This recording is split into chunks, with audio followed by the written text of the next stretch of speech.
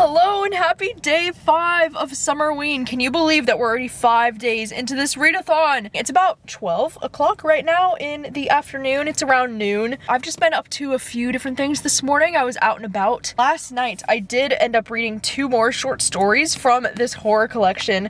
The first one that I read was called Sleep Talker, and that one was really cool because it was about this app that's called Sleep Talker that can like record what you're saying while you're sleeping. And we follow this couple where the wife is like saying that, oh my god, you keep talking in your sleep all the time and you need to record yourself so you can hear what you're saying because it's really creepy. And the story just kind of takes off from there, and it's like this really weird, eerie short story. I don't know, I really love that one. I gave it 4 out of 5 stars. I thought it was so interesting. I get really freaked out by the idea of like people talking in their sleep, especially when it sounds like they're like having a conversation or something. Like, absolutely not. I hate that. So that one was really good. And then the next short story that I read was called Rebirth. Oh my god, this was like one of my favorites in this whole collection. 5 out of 5 stars. It was so good. And this one had a really deep and like thought-provoking, interesting kind of thing happening in this story. It is about this doctor who is like a plastic surgeon, and he wanted to take this further than just like appearance and like looking younger, and he was able to create this formula that's like even bigger than surgery, reverse time and like start to make people younger again. And you know, by doing this, of course, he's almost able to create this like immortality in people, because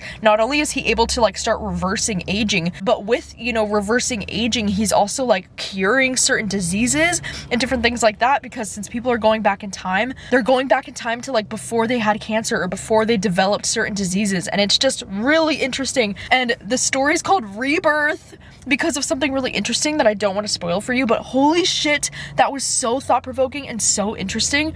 I feel like that's one of those kind of short stories where it provokes a really interesting question to society and kind of asks like how we would go about this as a society, or like what would you think about it. Like, I feel like this would be something people would debate in society for sure, on if this is something we should allow to happen or not. And that one was just so interesting. Oh my god, like that one, again, I could see that being a Black Mirror episode like easily. It's just so interesting, and I can't believe that I have enjoyed every single short story that I've read in this collection. Like, what the heck? But I did want to let you know that today is the day. I'm gonna be reading the new Riley Sager today, and I'm so excited because this book has been out for a few weeks now, and I've just been so eager to get my hands on it, and so it's finally happening today. You know, I was going to pick up some coffee on the way home from being out and about today, and then I realized I don't even have my freaking wallet with me. Like, I'm such an idiot. Like, I never leave the apartment without my wallet, but for some reason today I was like in such a rush to get out of the house this morning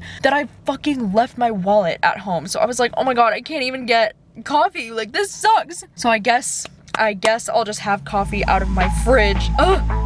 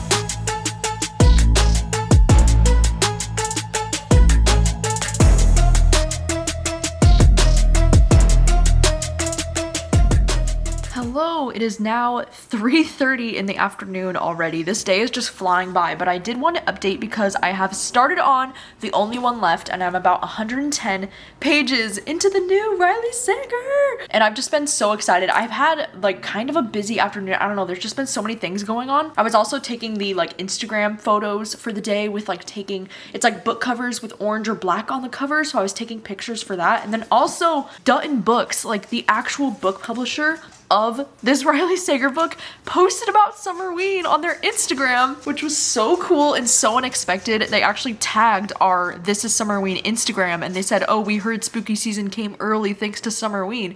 And they showed like some of their spooky book recommendations. And I was like freaking out because I was like, oh my god, a book publisher has acknowledged that Summerween is a thing. And like, it just felt like such a big deal and like something that was so cool. So then I was like telling my parents and I was telling Rachel and we were just kind of like being super happy about it. So that was a thing that happened this afternoon. But anyways, I am about 110 pages into the new Riley Sager and so far this has been going very well. It's very interesting. The main premise of this book is that we're following a protagonist named Kit who is going to be taking this job where she's going to be taking care of this woman named Lenora Hope. Our protagonist Kit is kind of in like a tricky situation because she's recently been accused of some things and she's kind of like trying to get her life back together after this incident that happened. And so she's really desperate, I guess, to take this job where it's not something she exactly like wants to be doing right now, but she doesn't have a lot of options when it comes to work that she can be doing. So she's going to be taking care of this woman named Lenora Hope, and Lenora Hope has this reputation because back when she was like 17 years old, she got accused of murdering every member of her family. Because back in the 1920s, every single one of her family members, like her mom, her dad, and her sister, all got brutally murdered, and she was the only one left that wasn't murdered. And so naturally, people thought that maybe she had something to do with it, but Lenora has always claimed that she's innocent and that she didn't do it. And you know, it's just kind of like taken a toll on her life anyways though, because people don't think she can be trusted. Now Lenora is an elderly woman. This book is taking place in 1983 and we're following from the perspective of Kit as she's going to take care of Lenora, who's now like, you know, a 70-year-old woman.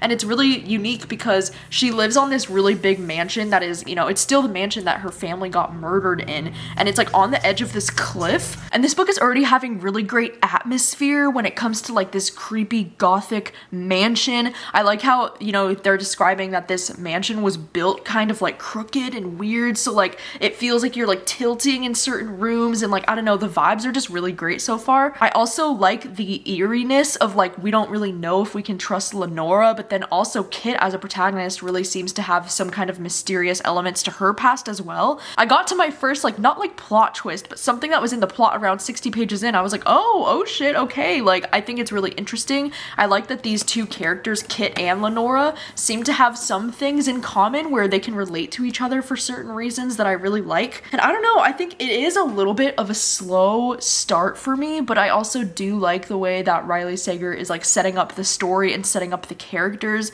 There's already been, you know, like a man introduced that seems like he could be kind of shady, but he's really attractive. So naturally I'm like, is this dude gonna be the love interest? Because you know how it is with Riley Sager books. It's always like the women trusting the most red flag man you can imagine. I do really like the atmosphere in this book with the whole typewriter thing, because the only way this woman Lenora can communicate, you know, she's not really verbal at this point. And so the only way she can communicate with her is by either like tapping like on her arm or with the typewriter. And so I'm loving the weird like kind of gothic vibes of this like elderly woman typing on this typewriter and like wanting to tell her story to Kit. I just think it's kind of fascinating, so I'm here for it so far. So I don't know, we'll see how it goes. I don't really have a lot of plans this afternoon other than wanting to read this whole book today, so that's probably what I'm going to be up to today, is just sitting here reading this book and hopefully having the time of my life.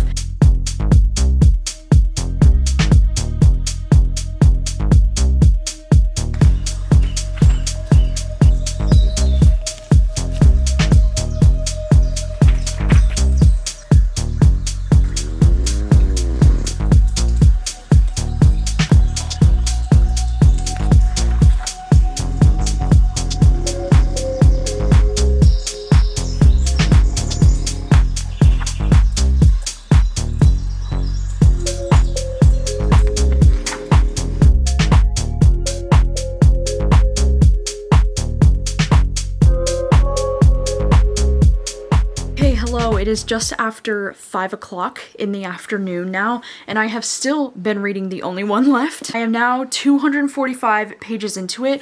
I've literally just been listening to this all afternoon to the point where my AirPods just died downstairs while I was listening to it, and I was like, what the heck? So I feel like the universe was just telling me to like take a second and like update the vlog. So I'm charging my AirPods, but I do have my Beats because I'm just so invested in this. I just want to continue listening to it and getting through this book. And now at 245 pages in, I'm a little bit more than halfway through, and things are really starting to pick up plot-wise, or at least like I'm getting more and more invested in the mystery. There have been a few little like twists along the way that I haven't seen coming.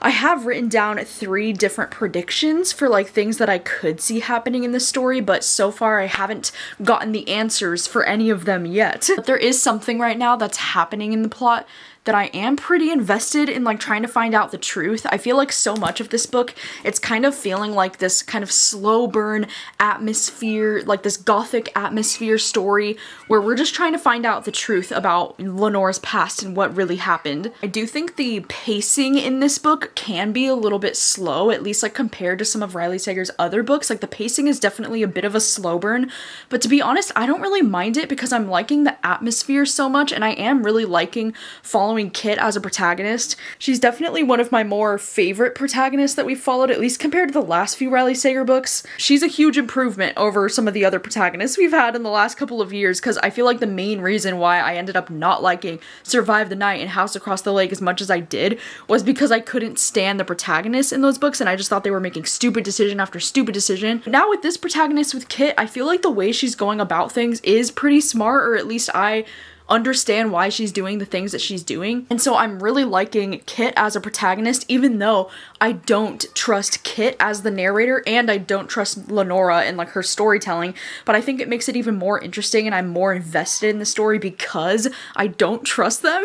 But anyways, since it is just after 5 o'clock, I know that I need to figure out what I'm doing for dinner tonight. I know that I'm on my own for dinner tonight because Rachel and Obed are going to a soccer game that Obed's playing in. Obed's playing soccer and Rachel's going to watch him. And so I don't know what I'm going to be doing for dinner tonight. I don't even know if we have anything in our fridge that I could even make for dinner. Like, I'm gonna have to look. And if not, I might either have to go to the grocery store or it might be like a quick dinner kind of night, like a fast food dinner. I don't know yet. I'm sorry, there are loud children outside of my window. Ugh, I swear this whole summer, the kids outside have just been so loud outside of my window. But anyways, I'm gonna figure out dinner and hopefully finish this Riley Sager book. Hopefully the next time that I update you, I will have this book done.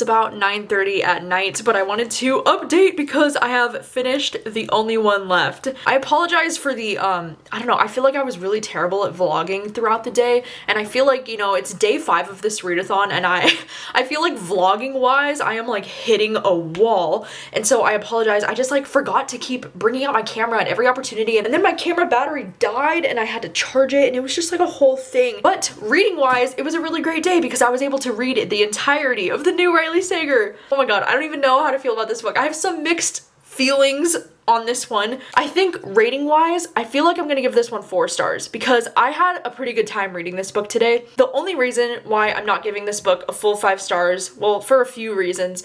The main one is that I just don't feel like I was as obsessed with this book as I was with, like, say, Home Before Dark or with Lock Every Door. Like, this book just wasn't as gripping as those other books to me, or like, if I would take a break from this for a minute and set it aside, I wouldn't be like itching to pick it back up or like super excited about it. Like, this was a good story. I just wasn't as obsessed with it as some of his other stuff, so that's one of the reasons why I won't get 5 stars, but also because I wasn't really the biggest fan of like that last plot twist in this book. Much like a lot of the other Riley Sager books, this book has jam-packed. Oh my god, at the end of this book, like in the last 10% of this book, there are so many freaking plot twists that my brain, like, I had to literally sit there on the couch for like 20 minutes after I finished this trying to like figure out what exactly the fuck I just read, and also just kind of like try to navigate my feelings.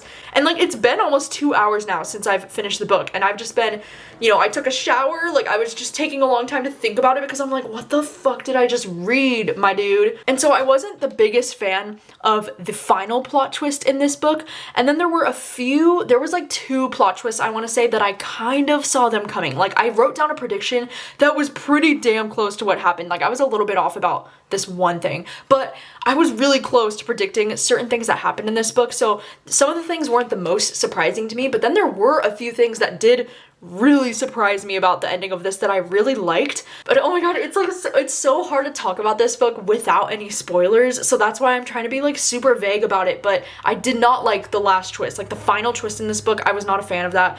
And then also there was like one moment towards the end where these characters were just making certain decisions, and I was like, why though? Like, what? Like, I just didn't understand some of the reasoning behind some of the decisions at the end, you know? And I just kind of took an issue with that because I was like, that is very convenient for the plot that those characters would choose to do that right now. I knew about 80% of the way through this book that I was probably going to end up giving this 4 stars, and then towards the ending I was just like, it got a little bit more ridiculous than I was wanting at the very end there, but I'm still going to give this one 4 stars because of how much fun I had with it. I really do think this will be a very interesting book for discussion purposes, you know, because this is my book troop pick for the month of July, and I'll be reading this with my mom and my sister, and so I do think this is going to make for a really interesting live show discussion, and I can't wait to get into the details of like the spoilery things that I really enjoyed and then the spoilery things that I really did not enjoy. But I think overall this was definitely a big improvement for a Riley Sager book for me. Like, I definitely enjoyed this one a lot more than his last 2 releases, but I didn't enjoy this one more than like my top faves from him, you know? Like, I think Lock Every Door and Home Before Dark are always going to be my top picks.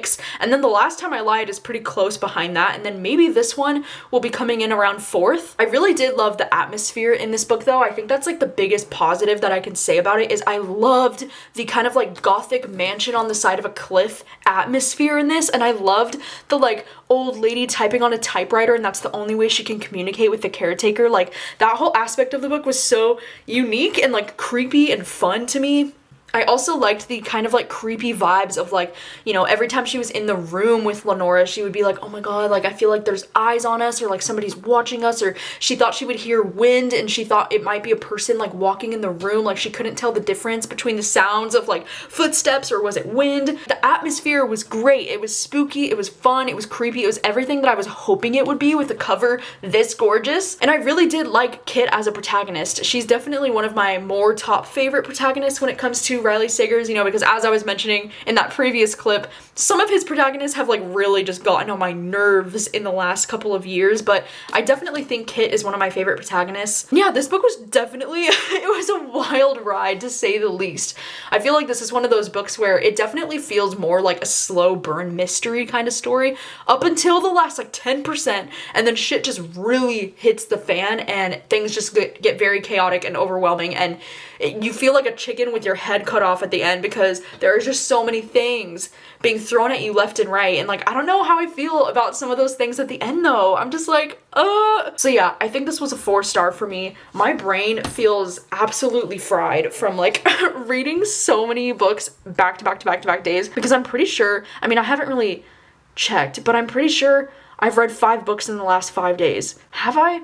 Fuck, I don't even know anymore. I don't even know. My brain is feeling a little bit fried out on the reading, and then tomorrow I have Patreon reading sprints at 11 a.m. So I think I'm gonna call it a night and like not even look at another book, not even pick up my camera again. It's like that day 5, you know, like when you're in day 5 of the readathon and you just start to like hit a wall. That's me right now. So I'm gonna put the camera away for tonight, and I'll see you tomorrow morning for some Patreon reading sprints, and I'm probably gonna try to finish that horror short story collection. I would love to finish that collection tomorrow while I'm on reading sprints, because that is one of the most successful things that I've had in my life so far, is that book, because they're all the short stories so far have been so good, and so I'm hoping to enjoy the rest of them too.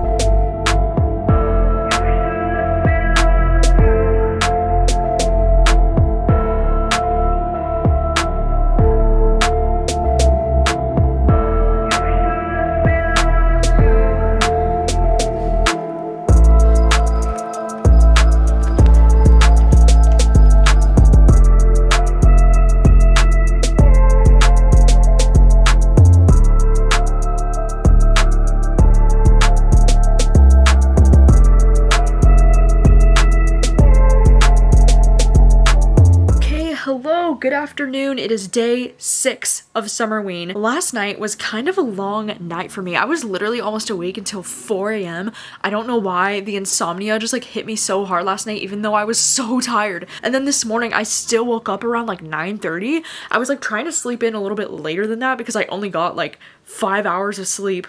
So I'm literally like running on no energy right now. I was gonna, attempt to like bake something today for like the challenge of like taking a picture of your current read with like a spooky fall themed drink or snack, but I was like, I'm so fucking tired today that I have no energy. So instead, Rachel and I just went to Starbucks this morning and I got one of my favorite drinks that kind of feels like fall inspired because I put the pumps of toffee nut in it, and then I also just got a pumpkin loaf, and I was like, I'm just gonna take a picture with these and call it a day. But I've been doing some reading sprints on my Patreon this afternoon. I started the sprint an hour later than I was originally going to start because I'm like so exhausted this morning. But I have been reading at home with the horrors, and I do want to go ahead and try to finish up the rest of these today. But I have read 3 short stories just today so far. One of the ones that I read was called Catherine, and that one was really interesting. I gave that one 4 out of 5 stars. It was about this woman who like sees this like shadowy ghost kind of figure in the corner of her room. It's kind of like creepy at first, but then she slowly like figures out a way to communicate with it, and she starts to learn like the history of this like ghost-like creature and like how it died and all that. It was really interesting and really unique, and I liked the characters in that one a lot. And then I also read the next short story, which was called Scared Mary, and this one was really unique and really fun. I think I'm giving this one 4 out of 5 as well, but it's about this woman who like her husband ends up filming a video of him like scaring her, and she screams so loud in the video, and it's like really entertaining, and so he uploads it to YouTube with the title Scared Mary. And then after that video gets posted, they kind of like go viral, and so he's finding out ways that he can like monetize the video and like monetize his YouTube channel, and it gets to the point where like he ends up wanting to do this like full time. But it's cool because they're able to like make profit and like make money off of the situation, but it's also like that sucks for her because the whole thing is that like they're scaring her. And it's like he gets involved, like he gets really involved with it, like trying to figure out new ways that he can scare her, and he gets their 2 sons involved with it too. And then shit just really starts to hit the fan in that one, and that one was a really interesting short story. I really love that. I obviously, as a YouTuber, I love to read any kind of like stories that involve like a viral video or like something related to the internet or YouTube in that way, so I thought that one was especially entertaining. And then I also just read the short story that's called Something Else Entirely, and I've heard that this one is like a fan favorite. Like, at least out of what I've seen on Goodreads, it seems like everyone really seems to love that one, especially the Something Else Entirely, and I can totally see why. I think I'm giving that one 5 out of 5 stars. It was so subtly creepy and just weird. And in that short story, we're following this couple. It's like this husband and wife, and he is urgently like leaving to catch a flight to go to this like work convention, and then as he's leaving, their cat that she's like holding in her arms just kind of like jumps and gets out of the house, and they're like, oh shoot, whatever, but he doesn't have time to like sit around and help her figure out where the cat went, so he leaves on his flight, and then he keeps checking in with her about like, oh, where's the cat, is the cat back? And by the time the cat does come back, she like feels like there's like something wrong with their cat. She's like, this isn't our cat, I don't know what cat this is, like it looks like our cat but it's not our cat. And he's like, oh, I think you're acting like I don't know, like I don't believe you, like it's probably fine, like it's not that big of a deal. And he keeps like brushing it off until he gets back home. Oh my god, this one was so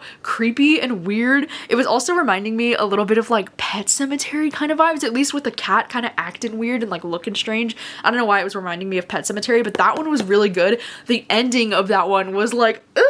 That one was creepy and weird, and that imagery is gonna stay in my brain. Like, ew, what the fuck? So I really enjoyed those 3 short stories, and I think I only have 3 short stories left in this, but I still do have quite a big chunk of this left, so I feel like these last 3 short stories are gonna be the longest of all of them. I think the last one in this collection is actually a novella. Like, it is pretty long, I think. Yeah, so it looks like the last story is this entire chunk. So I do plan to read the rest of these right now while I'm on Patreon reading sprints, and I will update you with thoughts once I'm done.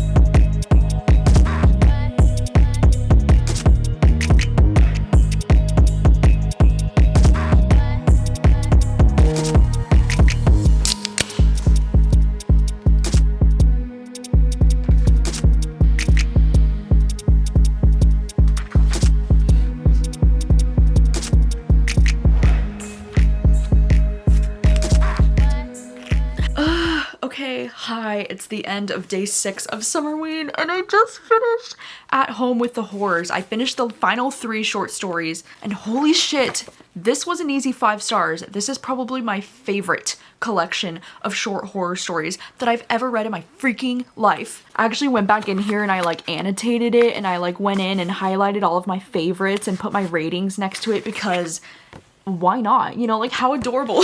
And I also went in and I tabbed, I put these dark blue tabs on like my top favorite stories, and then I also added in these green ones over here for like some of my other ones that I also really enjoyed that weren't like my top faves. And like, can you believe the amount of tabs here? So the 3 short stories that I just finished that are the last 3 that I needed to update you on, one of them was called Nancy, and that was probably my least favorite in this whole collection if I had to choose, but it was still around like a 3.5 stars for me. Like, I didn't dislike it, but it was about this man who just starts hearing these whispers while he's sleeping of the name Nancy, and then like weird things starts happening. Like he keeps thinking he's seeing something behind him when he's in the mirror, and he keeps like hearing whispers and hearing things and voices. And when he goes to like do his work presentation, like the name Nancy is like all over his work presentation. It's like super creepy and super weird. But for me, I just feel like that short story personally, with the twist, I feel like I've seen something like that done a few times before, so I wasn't super impressed by that short story, but it was still really interesting and really creepy and like well written.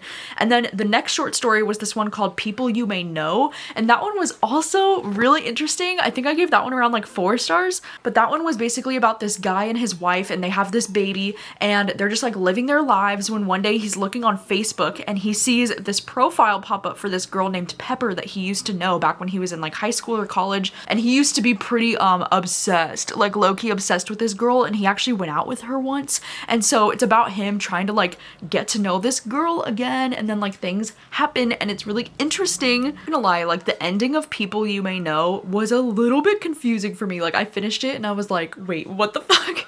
Like I feel like I almost want to reread the ending of that one because of how confusing it was for me personally. And then the final short story in this collection was the one that was called Email Bones. I think that's how you say it, Email Bones. And this is the one that was quite the long one. You know, it was definitely the longest in this collection. It's actually like over 100 pages long, and it's like a short little novella, and I'm so excited to let you know that that one was 5 stars, and that one was definitely like one of my favorite short stories in this whole collection. Okay, sorry for the change of room, but oh my god, my neighbors were being so freaking loud outside my window.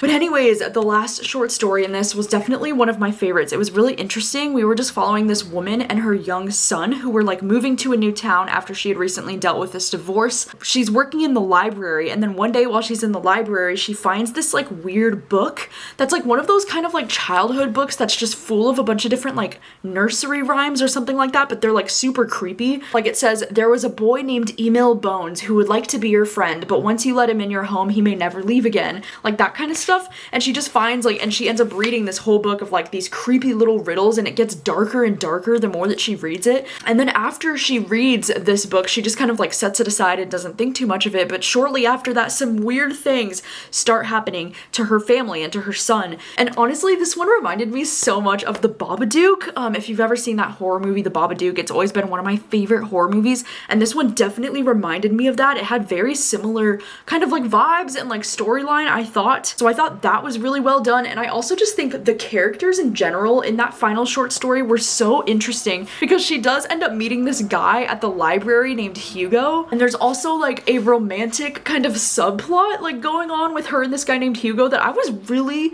obsessed with. Like I was actually really invested in the romantic storyline, and there was a few lines in that last short story that had me like laughing out loud. Like this guy Hugo is so fucking funny. Like he was such a great character for such a short story. Like I just got so invested in their relationship, and like their, you know, the way they would banter with each other I thought was really great. And I thought this story was so creepy. Oh my gosh, this one definitely leans into the whole like, if you think it's creepy when kids start acting all kinds of weird at night, and if they're fucking like talking under their breath or like getting outside of your door or like just anything like that, that story was especially creepy in that sense, and I just really fucking loved it. Like that last story had such great vibes. Like it was just so entertaining, and like it was exactly the kind of shit that I love reading in horror books. Like, can you believe how many tabs I just put just in that final story? Like it was such a great time. I loved it so much. So out of these 14 short horror stories. I only gave one of them a 3.5 stars, and then the rest of them were 4 or 5 stars for me. Like, I absolutely loved this, and I would highly recommend this. I think my personal top favorites, like the 6 stories that I gave 5 stars that are my favorites are Teresa, Blackbird, Peeping Tom, Rebirth, Something Else Entirely, and Email Bones, which was the last one. I think all 6 of those are like so freaking good, and all of the stories are something that I know that I'm gonna be thinking about for such a long time. Like, even the ones that I've read earlier this week, I'm still thinking about them, like Teresa and Blackbird. I'm still like, oh my god. And I know for a fact that I'm gonna push this book on everyone that I know. I'm actually gonna try to get my sister to read this like right now, because earlier when I was doing some reading sprints, I was talking about this book out loud and kind of explaining what it was about in some stories, and Rachel was like, oh, that sounds interesting, and she's like, maybe I should read that. And I'm like, literally, I'm gonna go give this to her right now because I need her to read this so I can talk about it with somebody, because it was so good. I also did hear from people on my Patreon that this one is available on Kindle Unlimited, so if you have Kindle Unlimited, I highly recommend downloading it and checking it out so we can fangirl together over this, because wow, stunning, iconic. I can't believe that this is Sammy Scott's first book. Like, what the heck? I will be reading everything that this author publishes in the future. Like, this is exactly what I love in horror books. Incredible, iconic.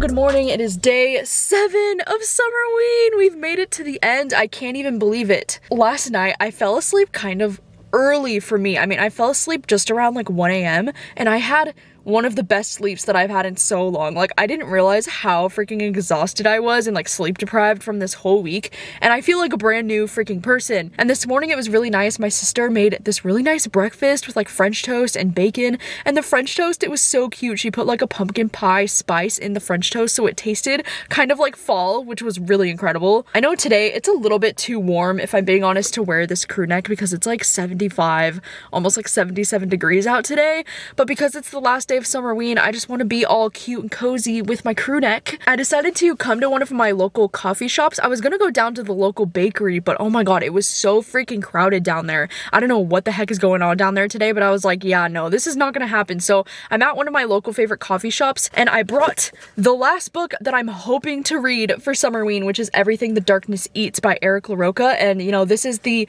final book that I was hoping to get to before the end of this readathon, so I'm planning on reading this one today. I do have the audiobook from Libro as well, so I'm going to be listening to this on audio, and I don't think I'll have any issue finishing this today because at the speed that I'm going to be listening to this book, it should only take me a little bit less than 2 hours to get through this whole audiobook, so that is exciting. I know technically this is the one that I was hoping to read for the challenge of like reading a book in the dark, which is why I was saving it for so long, and I know that technically it's like the middle of the day right now, and I just wasn't able to get to this one as like a reading in the dark experience because I was so tired throughout this whole week. Like, by the time it was dark outside, I was like already in bed, you know? So instead, we're just going to read this today at my local favorite coffee shop. I'm kind of nervous to read this one right now, I'm not gonna lie, because I've been seeing a lot of my friends reading this and they haven't really been enjoying it, so I feel like I'm going to need to adjust my expectations going into this right now. But yeah, let's go get a coffee. Let's read one more book for Summerween. I'm so excited. Today's gonna be a great day.